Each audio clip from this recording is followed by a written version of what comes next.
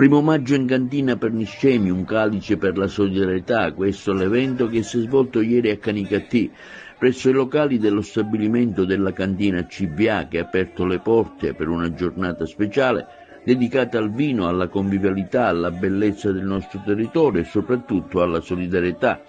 La giornata di ieri, primo maggio, festa del lavoro, ha assunto un significato ancora più profondo, è stato a sostegno della comunità di Niscemi, duramente colpita dalla recente frana. Oggi la dedichiamo a Niscemi perché è una città martoriata da una frana e certamente non compete a noi risolvere i problemi grossi che ci sono in quel territorio, però vogliamo dare un segnale di aiuto, di presenza, che questa festa la dedichiamo a quei territori e si sta facendo una raccolta dedicata per quelle famiglie, per quei territori, e questo è un modo per rappresentare, diciamo, la vicinanza di una città a altri territori, a altre cose che hanno bisogno di essere pensate anche, oltre che di interventi strutturali che deve fare il governo. Un momento di festa che ha trasformato la manifestazione in un gesto concreto di vicinanza a tutta la comunità di Niscemi. Oggi giornata di grandi eventi a Canicattì, siamo qua presso le cantine CBA, una grande realtà che nel tempo è riuscita ad affermarsi grazie al presidente Giovanni Greco, ma anche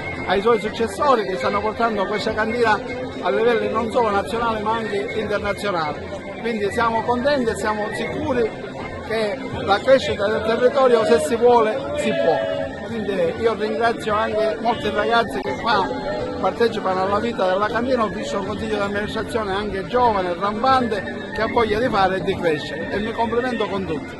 Siamo qui in territorio di Canicattì, CBA, una realtà storica del nostro territorio che si fa molto avanti con vini di qualità, proprio l'espressione della qualità che c'è sul nostro territorio.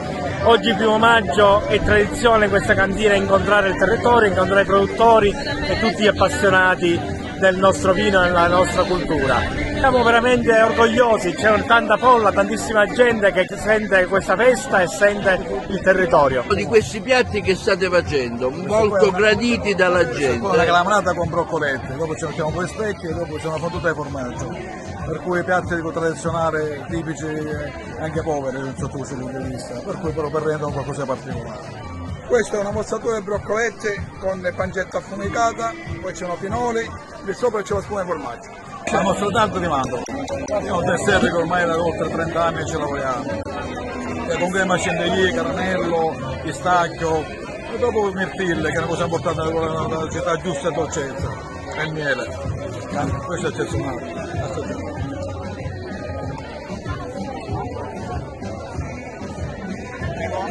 Grazie.